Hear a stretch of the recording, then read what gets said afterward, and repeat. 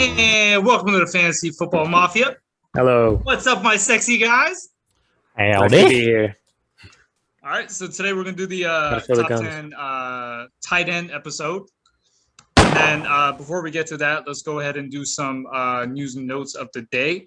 And let's start off with Cam Akers, who's going to be out for the season. So what are your thoughts on the Rams backfield now with Akers out for the season? Yeah, unfortunately for Akers, it sucks. He was one of my top guys. As I mentioned in the last episode, he was my sleeper. I really wanted him in the first round, a late first round, if he was going to be there. But obviously now it opens the window for Henderson, who's supposed to be the top back now, if they don't get anybody else to replace him. But it seems like he'll be the guy, and he actually did pretty good when the time where Akers wasn't playing. So yeah, I think there's definitely some upside there for him. And it opens room for Higbee, who we're going to get to later, and some of the receivers to get some work, especially in the red zone. But yeah, unfortunate for Akers. It's a hard injury to come back from too. So we'll see what happens.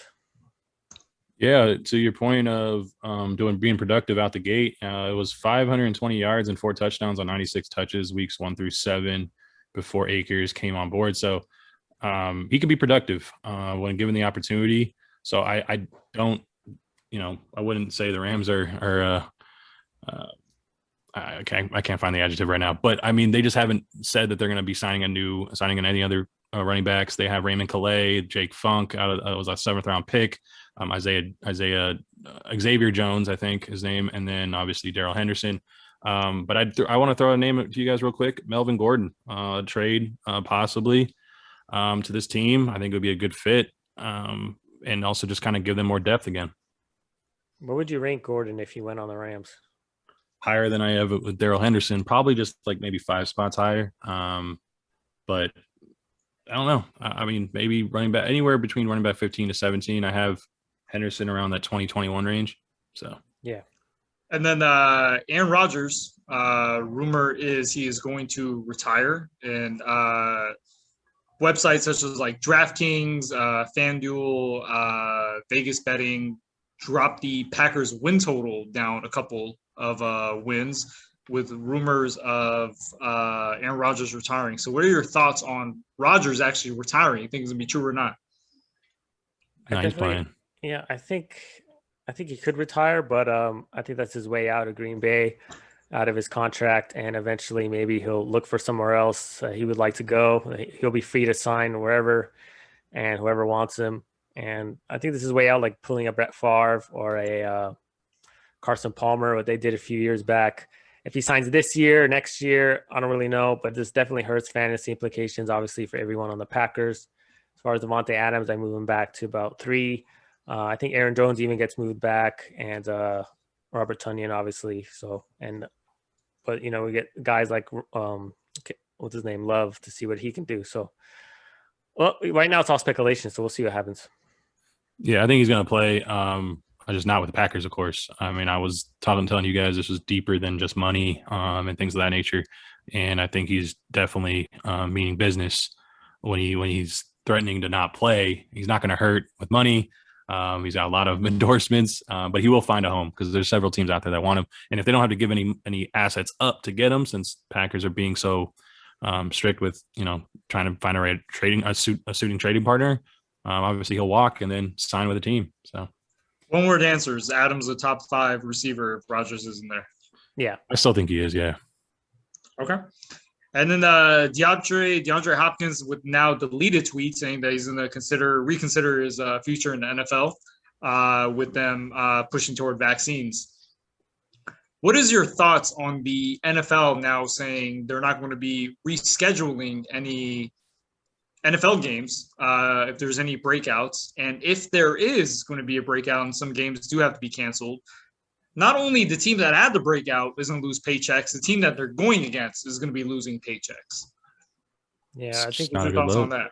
I think they're just really trying to enforce everyone to get vaccines and to be safe and to make sure that the games are played so the fans can see the games and everything can go smoothly. So they're just really putting a strong emphasis on this. I mean, I could see why, but I could see why also the players will get disgruntled like Hopkins. But really, it's not going to do much. I don't think it affects anything. He's not going to get disciplined by it. He's just trying to put it out there that he's upset and maybe defending other players who feel the same. So it's not much to say on that. That's a good point. Yeah, I mean, dissension amongst the locker rooms too. There might be a little, arguments and such tension with people, on one side or the other, getting the vaccine, not getting the vaccine. But it's gonna be just be on your toes as a fantasy manager. I mean, we just love this game. We just want to see a season. And of course, we just play fake football for the giggles. But this is real life. We should kick Joey off for saying fantasy football is fake. This is real life. This is real. I take this shit serious. So does everyone else listening to us. But I was gonna say I don't think it was a big deal until now that players' money's gonna get involved. I feel like once you start, messing with someone else's money, that's when shit starts getting serious. And exactly. We'll see what happens in the locker room. So now let's go ahead and get down to the top 10 tight end list. Let's go. And what's it called then, Brian? What's it? I was about to ask you. I need your guys' help on it. Consensus? Consensus. No, not a conscious. Make a conscious effort in making the list, but it's a consensus amongst our rankings. Consensus. Actually, guys, when people make fun of you, just keep going with it. So my conscious top 10, our conscious top 10 is going to be number 1 is Kelsey. So big me and Joseph, we have Kelsey number 1 and Andrew. Don't mention that name. Sorry. No, because we're talking rebuke you. They do. No, Andrew probably has Darren Waller number 1 too, right? He's a Raider fan. No, honestly, any Raider fans is Waller number 1. It's not just Raider fans, man. I give you good stats. But Joey has Waller number 1. So what we're gonna go ahead and do, me and Joseph, we want to explain why we think Kelsey is number 1. Go ahead. And then Joey, you can go ahead and explain why you think Waller is number 1. So I'll go first. Kelsey and Waller, while they're very close, I think you want to go with the better offense, better quarterback, the better offensive line. Raiders, I believe they are a run-first offense. And again, I'd rather have Pat Mahomes as my starting quarterback for my tight end than Derek Carr. And this is a team that's more likely to score a lot more points than the Raiders. So I'll rather have the starting tight end on that team than I would on the opposing team.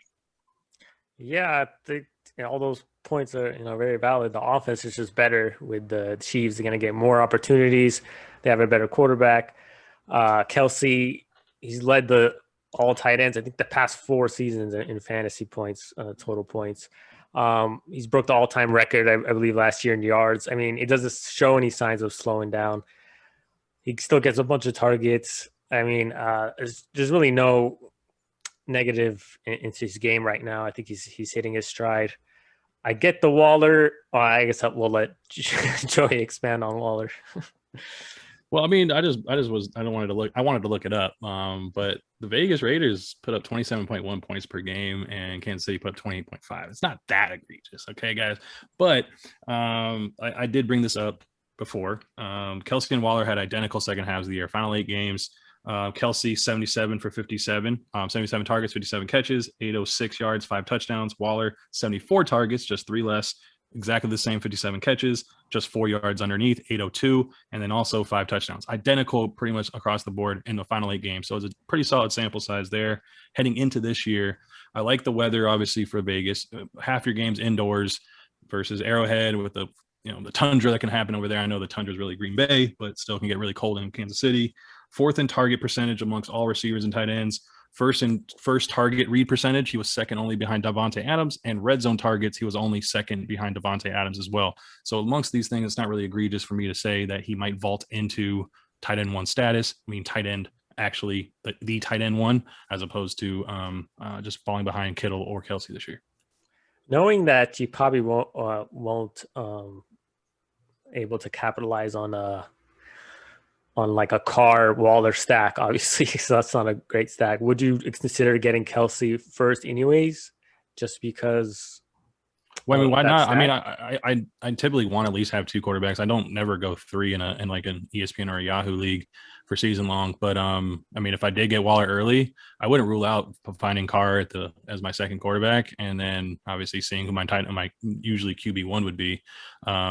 It depends on how I'm drafting, but no, I wouldn't rule it out. But I mean, yeah, it's not optimal. I'm not gonna live and die by that. I don't even know why.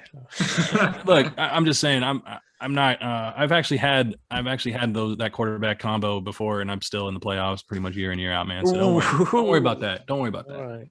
Wait, one more question. At what point in the first round would you get a tight end? Like, you think How high would you draft a tight end? Yeah, 5, 6 after anything after Elliott. Elliott, he's my number 4. So I think agree. I'd get Henry. I'd get Henry before. Well, Henry's my RB3. So okay, I didn't know that. yeah. I want to say this too. I mean, Brian, I know we're late sort on time too, but Brian was very outspoken about running backs that don't catch the ball. There's few guys that are extreme outliers, and Henry is one of those outliers where, he doesn't catch a lot of balls out of the backfield, but barely any. And then Tyreek Hill is a freak. I mean, it's just because his main targets are, he gets the ball sometimes around line of scrimmage, but he catches a lot of deep balls and takes them the distance. So there's outliers in wide receiver stats and running back stats and metrics that they just blow out the water. You just can't predict those kind of things. So that's why Derrick Henry is the exception to that rule of you want target running backs that actually get catches. But now we're going to get into it with Derrick It's the big dog. It's the big dog. I'll put it like this. Derrick Henry, let's say if he gets no catches, let's say it's not very easy to get 100 yards in an NFL game. Let's say he gets 90 yards and he doesn't score a touchdown. That's 9 points. Okay. I mean, you think you're going to win with that? I mean, if you had him in your team the last 2 years, I think you're doing pretty well. I mean, yeah, but again, it's outliers, bro. Because he overall the whole season he's still throwing up massive numbers. Like 3 or 4 games of the year, he's throwing up 200 plus yards plus 2 touchdowns. You can't rule this guy out. If you fade the big dog, you're probably not doing too well. I'm just saying. And then number 2 on our list, we have Waller. We went through it. Let's go 3. Yeah, we went through it. Okay, and then so we spoke a little bit on Waller. So number 3, we have Kittle. Is our consensus. Finally said it right. Yeah. All right. Consensus third tight end. So if you guys want to go ahead and speak on Kittle a little bit, we all had him number 3, I think, right? Yeah, we all agree on this. He's a target monster. Everyone knows how great Kittle is. He's a beast. The only knock on him that we can even mention is the touchdowns, which he only had a couple. And he's been injured, but when he does play, he's actually since 2000. I just looked up a stat. He's amongst the top 3 tight ends since 2000, and that's including like Tony Gonzalez, Jimmy Graham, and all this. So that's pretty good. And if he gets a bump in touchdowns with Lance at the helm, better quarterback play, you can only imagine where this can go. He can be someone who battles for the top tight end spot with these other 2 guys. So assuming Lance is good though, man. This is an assumption, but rookie quarterback. There is can't get worse than Garoppolo. So there is a very good chance that Lance is going to be starting the back half of the season. Yeah. Does that worry you about drafting Kittle? Of course it does. Of course it does. But I mean, you still got the talent trumps everything because he's still gonna be targeted no matter who the quarterback is. They're gonna be told the offense is running through Kittle in the passing game. The only problem is that with me is just that it's a run first offense. I mean, Kyle Shanahan loves to run the ball no matter what type of stable of running backs he has out there. If they're weak, if they're scat backs, no matter what, they're gonna run the ball. They did draft Trey Sermon out of Ohio State. I like him a lot. I know this is about tight ends, but I'm just saying it's a run first offense, but when they do pass, it's go through Kittle. He loves to block, so that's why they like to run the ball because he's a more willing blocker. So again, not as many routes run as you would see from a Kelsey or a Waller. Yeah, and getting back to your question about Lance at the second half, I feel like it doesn't really bother me too much because typically the quarterbacks like to lean on the tight ends, and I think Kittle's a perfect tight end to lean on, so it doesn't bother me too much. Okay. And then our number 4 consensus tight end, Mark Andrews. I don't have him number 4. Neither do I. Which one of you? Do you guys have him number 4? No, I have him number 4. Yeah, because that was number 4. Where do you have Andrews on your list, Joey? 5. Okay, so you guys are up there. Okay, so let me know. What do you guys think of Mark Andrews then? I like Mark Andrews. He's the number 1 receiving threat on the team. It's not saying much for the Ravens, but they're a running team. But when they do pass, goes through Andrews, much like the Niners, except for Ravens are way more running the ball. But yeah, I like to go. That's why these top four for me are in the top four, because they're the top receiving threats for the team. They're going to get the targets, the receptions, and the touchdowns. He's had 2,000 yards and 20 touchdowns his first 3 seasons, which was pretty good.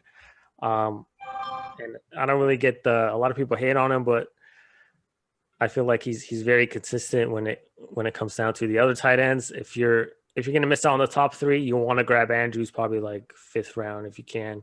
At least I would. And yeah, I really like him. Yeah, man, he's a beast.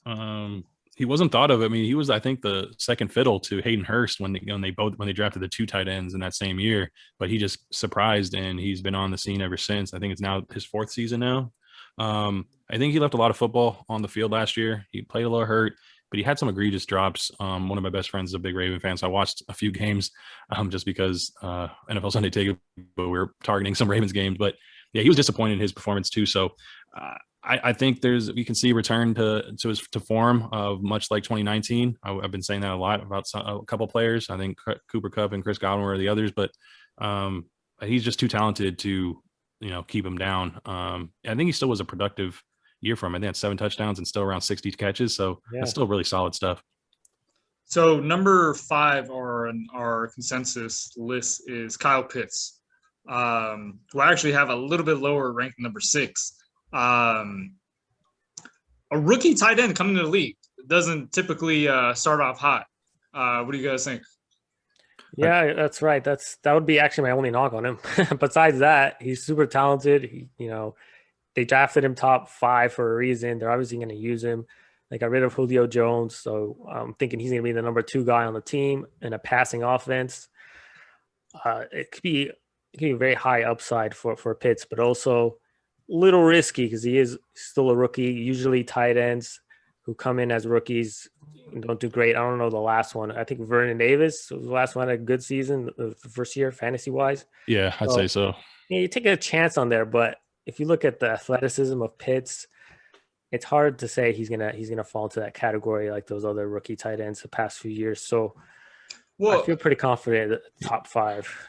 As I said before, athleticism is nice, but I was kind of explaining before that when it comes to its tight end, you got to think like quarterback a lot, because it's not like you just beat a guy with your athleticism, get open. A lot of times you have to find the soft openings in coverage.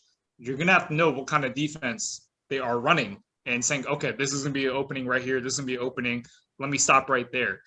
So that's why you can see a lot of tight ends. He's done that though in college, bro. If you watch this film, man, the guy was just outrageous. And he did a lot of matchup coverages and one-on-ones, but he also made a lot of catches in zone. Well, the NFL is totally different type of defense. Totally different type of coverages, much more nuances, things like that. Of course, speed of the game, all that. Yes, audibles and hot routes, adjustments, pre-snap, post-snap. But I was gonna say I wouldn't draft Kyle Pitts. I wouldn't draft him, but maybe he might be a good trade for option later in the season as he gets more accustomed, as he's learning more things. Because again, coming straight into the season and understanding what kind of defense this team is running, what kind of defense is that team running, where's going to be the opening.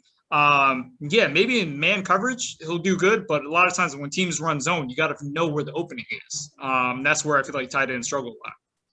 I think you can say that about any rookie pass catcher and coming into the league against zone. So, but I think he's not really a tight end. I think he really is just a receiver. I don't think you're not going to see him with his hand in the dirt quite often. I think you're going to see him split out, kind of like a Gesicki, because Gesicki rarely is ever in line in the formation with his hand down. He's usually split out in the slot as the Y, and he's going to be splitting up, running up the seam with that 4.4 speed and that 6.6 arm range, at that wide wingspan. And clearly I don't rule out 100+ targets for this kid out the gate. I can see what you're saying. Maybe out the gate he might be a little slow, but he's a freak of nature. My biggest comp to him is Darren Waller, and he's been tearing up the league too. And I think this kid could be an exception to the rule of tight ends not coming to fruition early, but I like him. Which one would you guys rather do? Would you rather draft Kyle Pitts yourself and roll with the punches through the season, or would you take the chance and try to trade for him later in the season if he gets a slow start? For me, it depends how my draft is going. If I don't have Good answer. any tight end, and like I think I'd take him like 6th round if he's still there, 6th, 7th round. I'll pick him up, and he could be a guy who actually win you the league if he's going to be a top 5 guy like we think. Like for me, getting a really good tight end is super important, and if you can get one late, that's going to be super good. Yeah, heck yeah, I'll go for that. But I don't want to trade for him. I don't think a tight end is really worth trading for. Yeah, I mean, I don't know about trading because, I mean, I feel like if he's going to be tearing up the league by then, you're going to miss the boat for the trading opportunity anyway. So, I mean, you would probably have to fire off a trade before he's ascending. Yeah. You know? I just think if there might be a slow start to his to the season with him. So that's why I think there might be you can get a little bit of a good trade value with him. Number 6, we have Hawkinson from the Lions. So yeah, let me know your thoughts on him. Yeah, for me, he's we can talk about last year all we want. He had a good year, but the team is totally different now. So, and if anything, it's a good thing because they got rid of Galladay, they got rid of Marvin Jones. He's the number 1 guy now on the team. He's going to get the red zone targets, I feel like. Swift as well. But as far as the receiving options, only downside is you got Goff now as a quarterback. I mean, he's targeted tight ends before with the Rams, but it's a whole new dynamic that's going to be going on there. So it's be interesting to see. But Hawkinson is very talented, and he's the number 1 guy. So just from that being said, you have to put him in the top 5, 6, and that's why I have him. Yeah, agreed. The guy's going to get a massive load of targets. I think just this one's just a pure volume play, and the efficiency might not be so good. But if you're going to be getting anywhere from 7+ targets a game, as he should, I mean, sign me up. I mean, hopefully he can catch at least 5 of those 7 every game, if not more. It's going to be Goff's best friend. I mean, that can you guys name any more of the receivers on Detroit? I know I knew a couple, but John St. Brown, whatever. Tyrell Williams, Amon-Ra St. Brown, the rookie, Tyrell the Gazelle Williams, formerly from Las Vegas, and by way of the Chargers. But yeah, man, it's pretty much no. They overhauled that position, and it's just Hawkinson really and DeAndre Swift. Yeah, it's just going to go to Hawkinson. I think what you guys also got to think about, their head coach was a tight end in the league. Yeah, very tight end. He's gonna get him the rock for sure. Yeah, he was a tight end in the league. He wants to play physical. They drafted the best offensive lineman draft this past year. He's saying he wants to, even like in his press conference, he's like, we're gonna eat kneecaps and and I remember that. Put our dicks in buttholes and and just conquer guys, whatever. But pause. Just saying a whole bunch of shit. And you know what? Besides running the ball, I feel like another physical way to play is to get the ball to your tight end.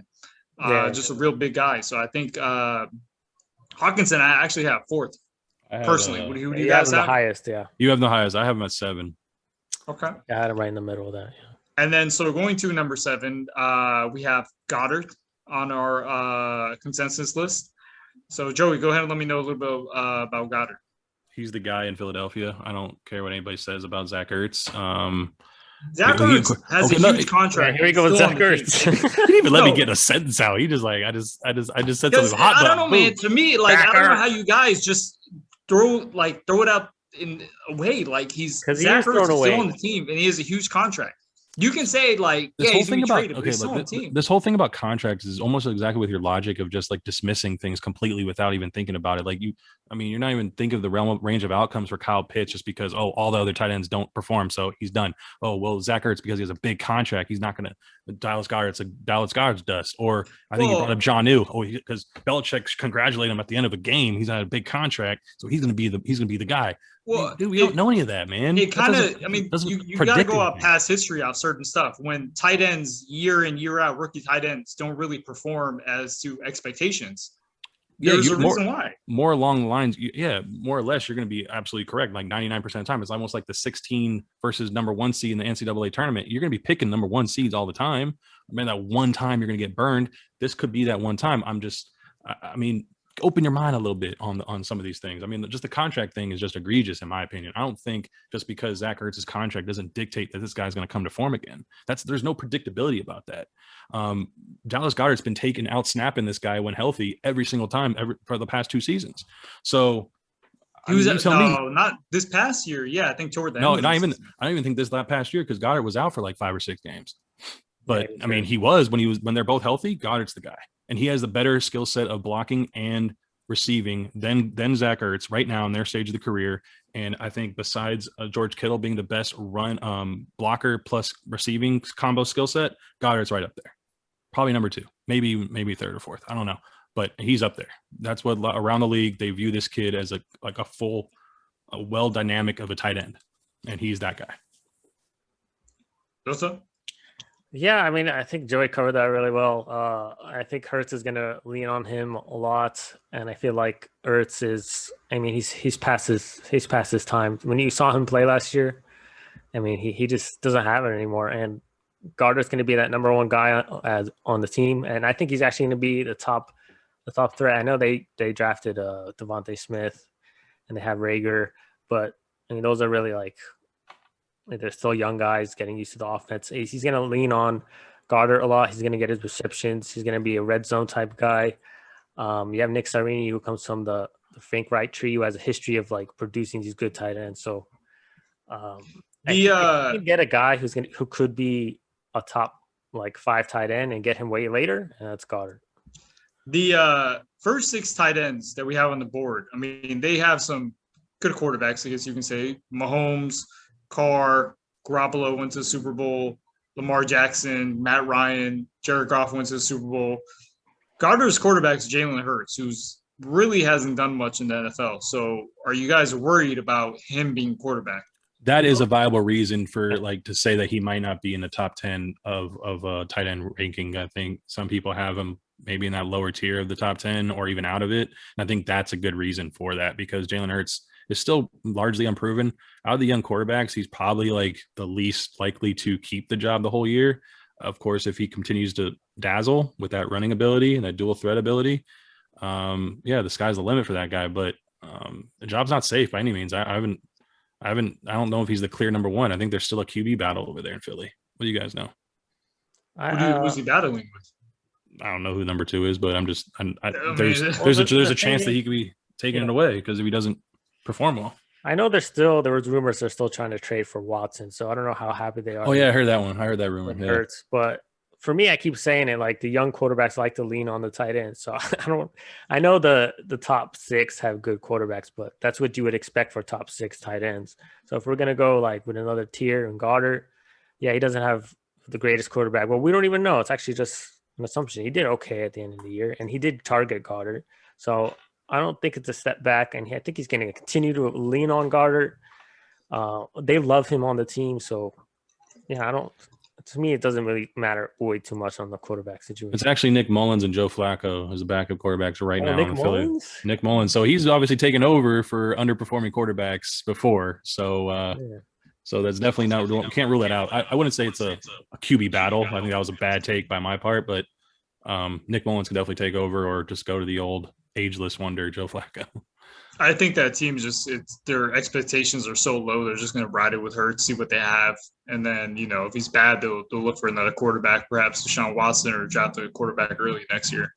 Yeah, I'm high. I want Jalen Hurts to succeed, man. That guy's been just keep getting the shaft like every single where he goes. Like he gets benched for Tua in that championship game halfway, and then goes to Oklahoma. People write him off. Then he performs again. And now even after the first year, again, people are still doubting him. So I'm rooting for that guy.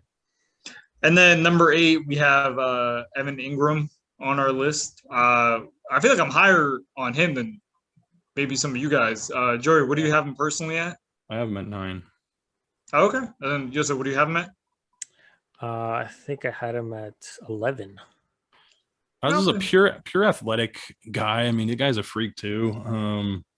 But again, Daniel Jones is scary as a quarterback. That offense is running through Saquon. We all know he's option number 1 in the run and the passing game, to be honest.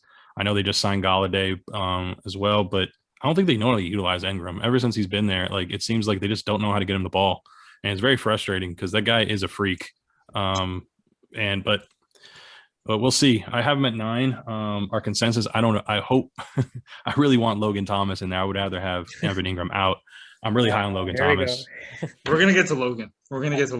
Yeah, for me, Evan Ingram just seems like a guy who's always underachieving. They always have him at a higher than he usually ends up. He scored 41.4 fewer fantasy points than he was expected to last season. Just looked this up, this stat, which was the worst among tight ends. So they're always he has the talent. Last year, he was expected to be the number one guy in the offense. That didn't happen. It could be because Daniel Jones or whatnot. Daniel Jones.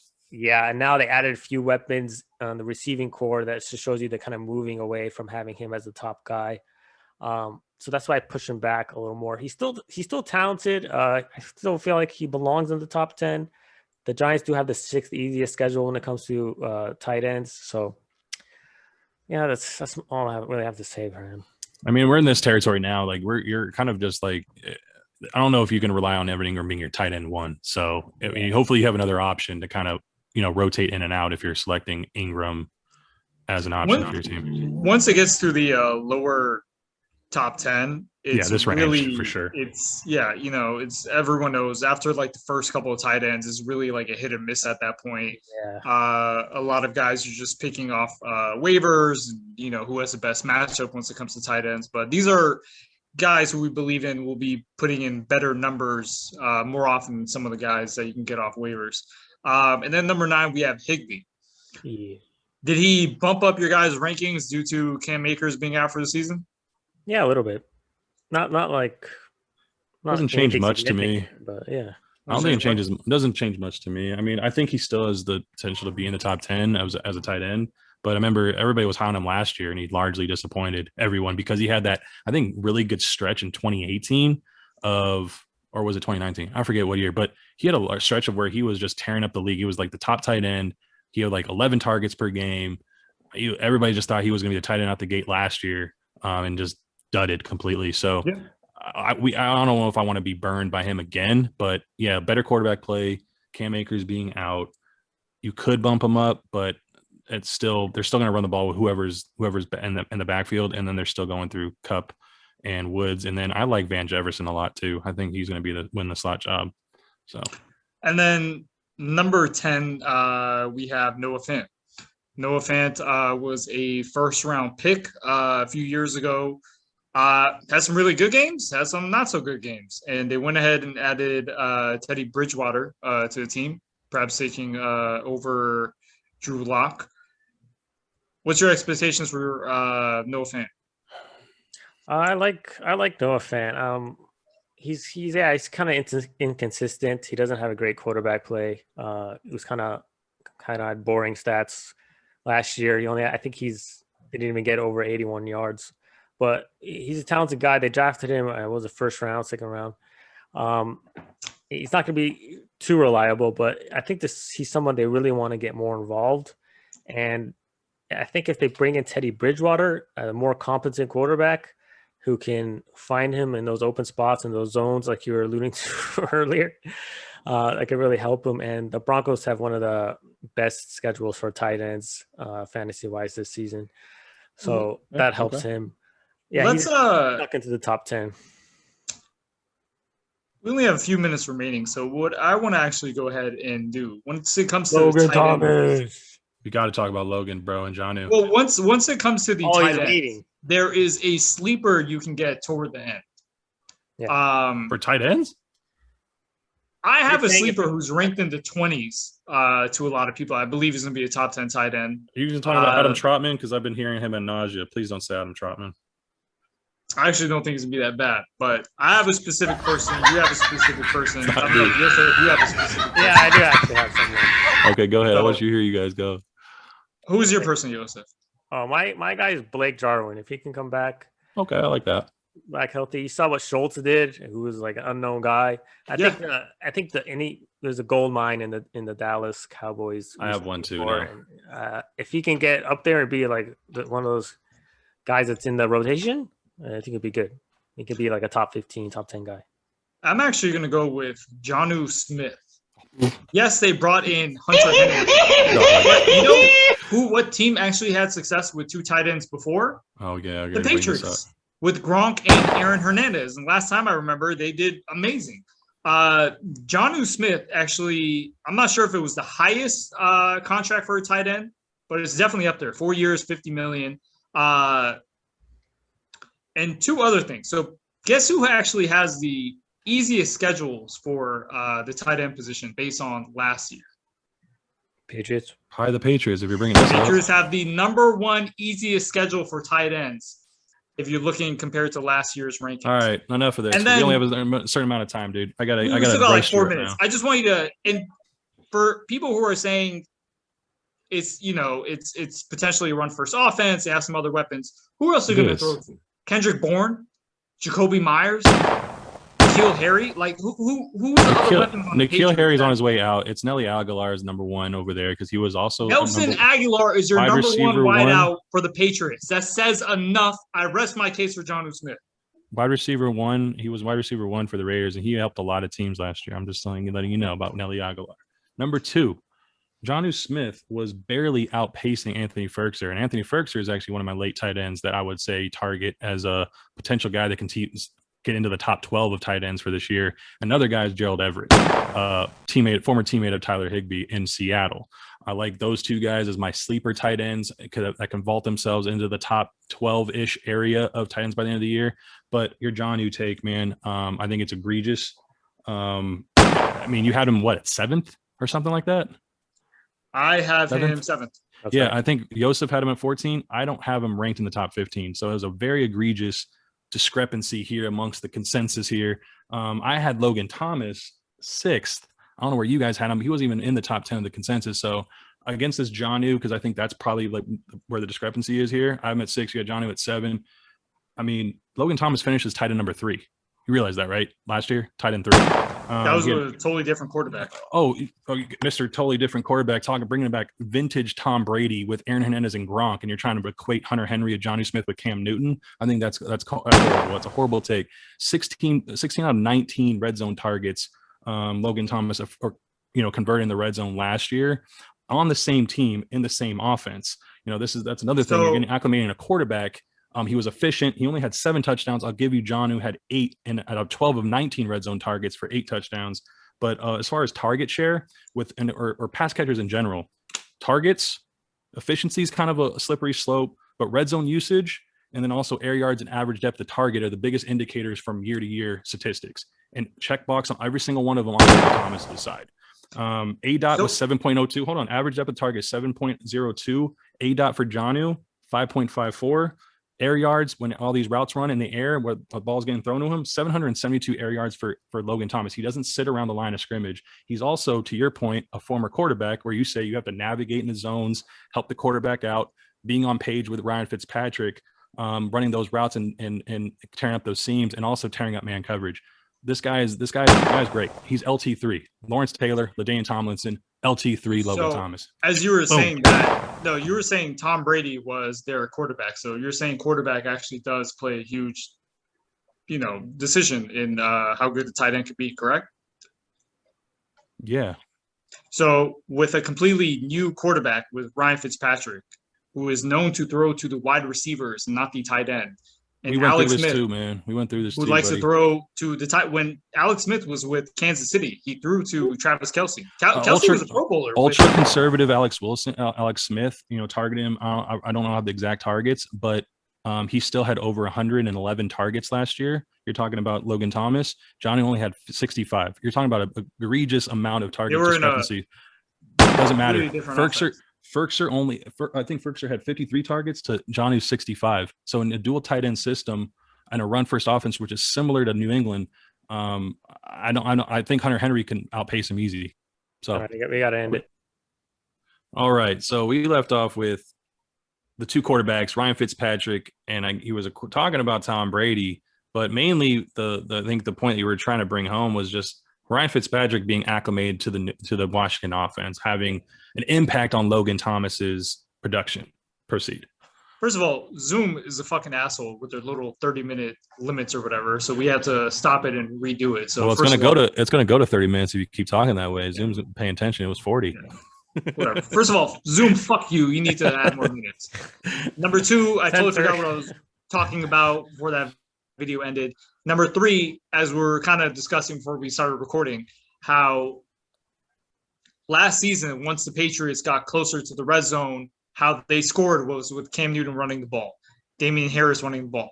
Yeah, because they had no one else on their team. And that's why they went ahead and gave these huge contracts to a Jonnu Smith and to some of these wide receivers, because that's all they had. They worked with what they had. Now that they added, if you added a Randy Moss or Terrell Owens to your offense now, are you just going to be like, oh, well, Cam Newton can keep running the ball? No, you're going to utilize that weapon you have now. You're comparing Jonnu Smith to Hall of Famers Randy Moss. That's not what I'm comparing him to. Or Gronkowski. But the fact is, you are adding these weapons now, and you are going to utilize them in the red zone. There was a reason why Cam Newton had to run the ball, and they couldn't throw it because they had no one to throw to. And you went in and bring those weapons, and now you can utilize them. Go ahead, Yosef. Go ahead. Yeah, I get that part, which, I have both these players. We're talking about Logan Thomas and Jonnu. I keep forgetting. Jonnu Smith. Or comparing these two players, right? So the thing for me is, who's going to get the more red zone opportunities? Forget who's targeted in the red zone. Let's just say who's going to get more opportunities, and we're going to go with the Redskins, obviously, with Fitzpatrick in the helm and more weapons, better offense.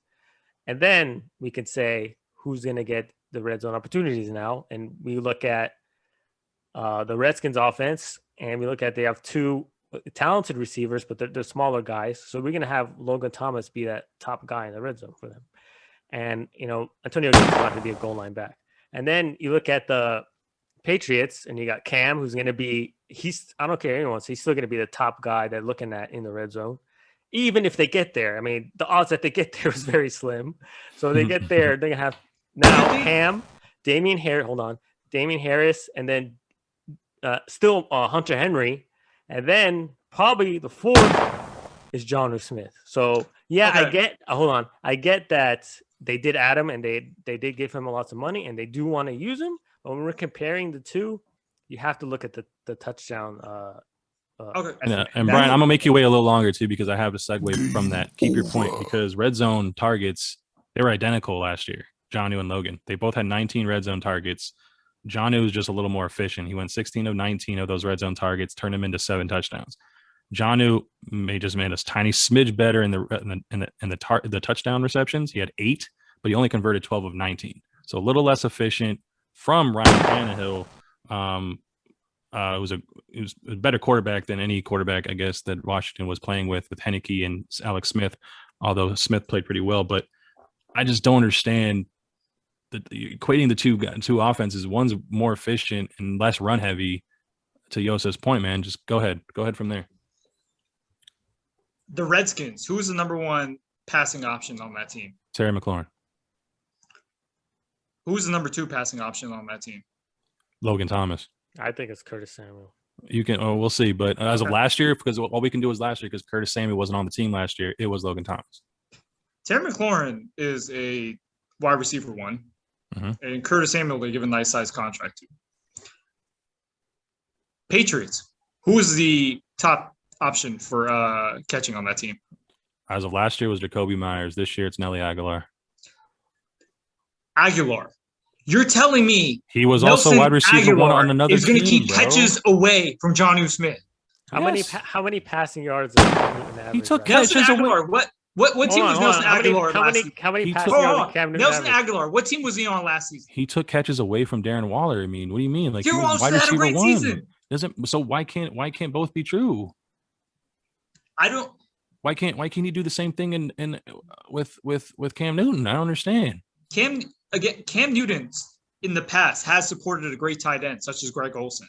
Cam Newton, he had to run the ball in the red zone, but imagine you're on a bad team and you have no receiving options. You're going to have to play with what you have. And that's why teams go ahead and draft weapons in the draft so they can utilize those type of weapons in that talent.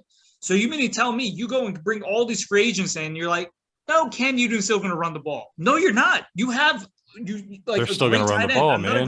Great they're not going to just run. They're not going to run the offense through Hunter Henry and Jonnu Smith, man. It's going to be through Damian Harris in the ground game first. That's always been their offense. Redskins too. What? Redskins are not a run first team. Redskins don't have number 1 first team? No. With Ron Rivera? Not Fitzpatrick now. They have Fitzpatrick now, and like Antonio Gibson's like a Christian McCaffrey. They weren't even a run first team with Christian McCaffrey. They get him the ball in space, screens, bubbles, everything, just rollouts, little dump offs. Man, that's what they do.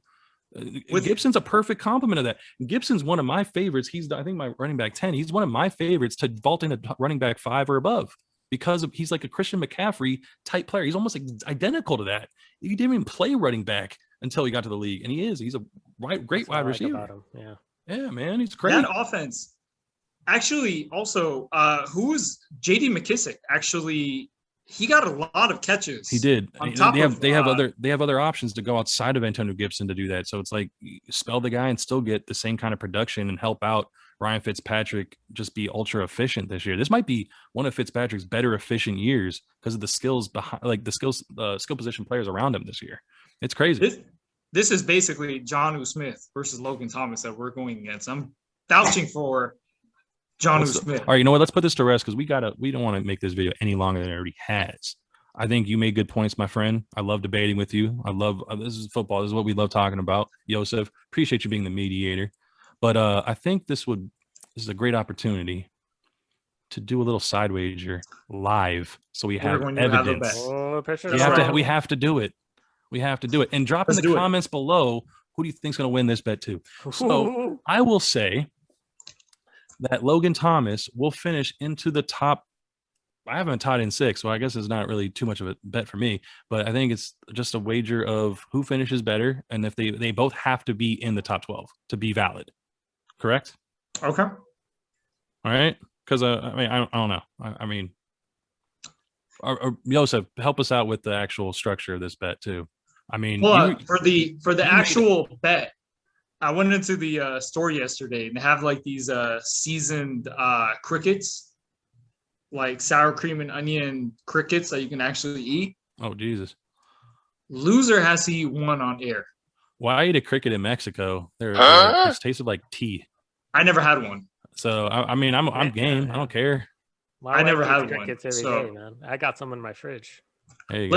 Let's make Yosef involved in it too. All 3 of us are going to be involved in this. Yosef, who do you got? Me to make a bet? Whose side are you taking? And that's what's the bet? Are we saying who's going to finish higher? Who's going to? You don't even have Logan Thomas or ranked. Jonnu Smith.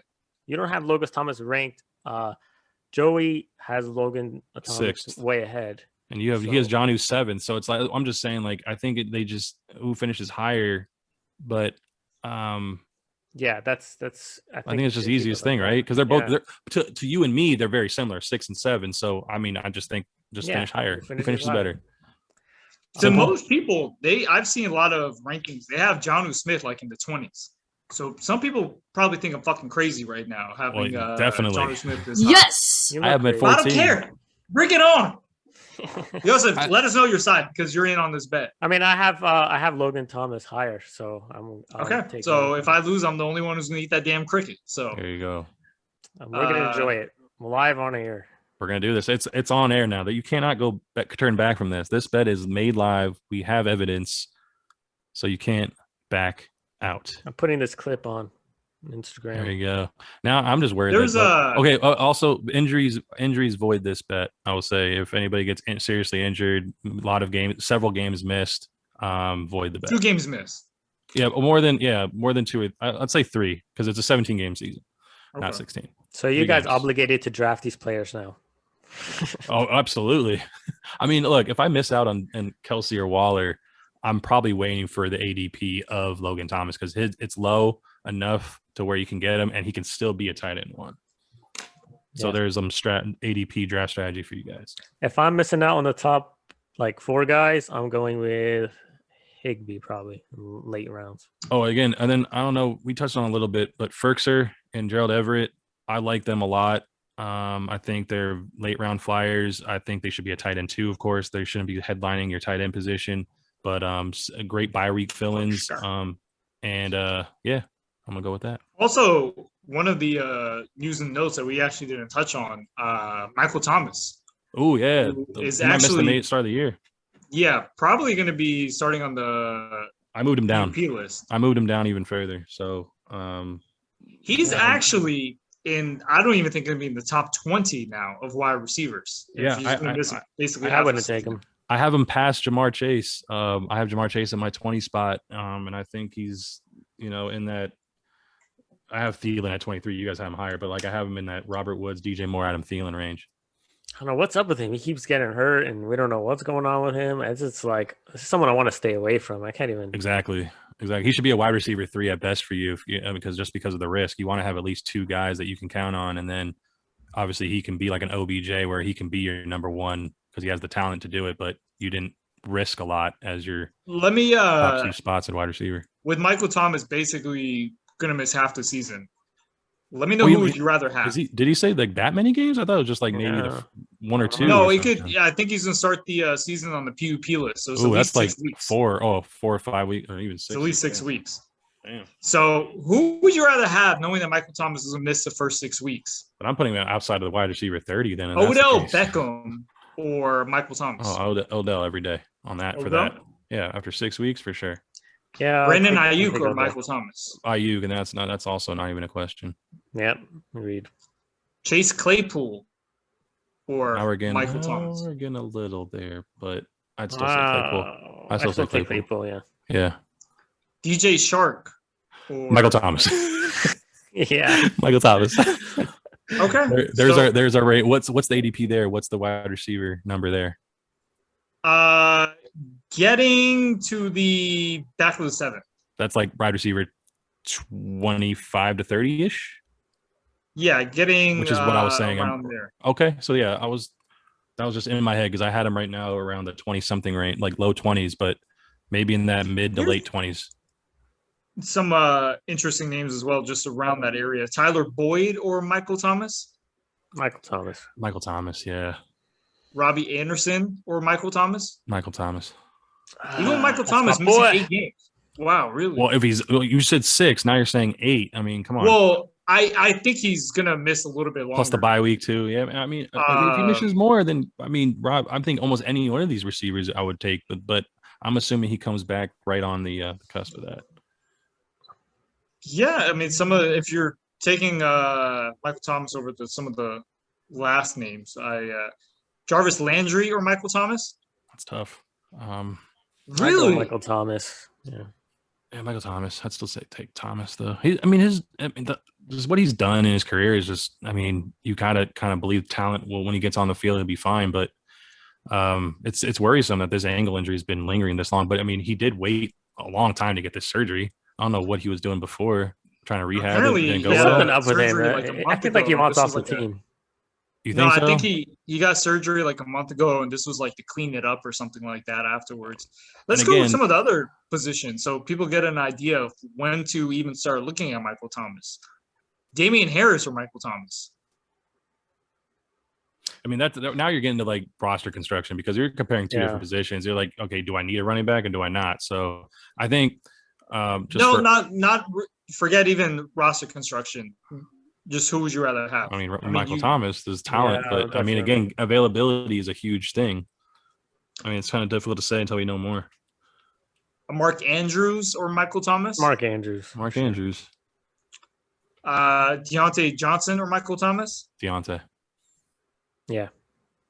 That guy just gets targets and hopefully he drops. He not drops. Hopefully he does not drop. Hopefully he catches a lot. But honestly, at this point, I'm not looking at Michael Thomas unless he really drops really far and no one's picking him up and he's still there like 8th, 9th round. And then I'll get him. But I'm basically based on some of the guys you've been telling me, the earliest to look at Michael Thomas now is the 6th round. At the earliest. Potentially, that's when some of the names have been changing and you've been taking like this guy or that guy. Okay. He's just someone who's gonna sit on your bench and then eventually he's gonna sit out even longer and he's gonna take up a spot on your team. I don't want someone like that. Let me tell you from someone with firsthand experience about that last year who made a trade for that guy. It was tough. Exactly. It was a bold move, but it didn't work out. I mean, so I'll say this from personal experience. Make sure you have a strong core.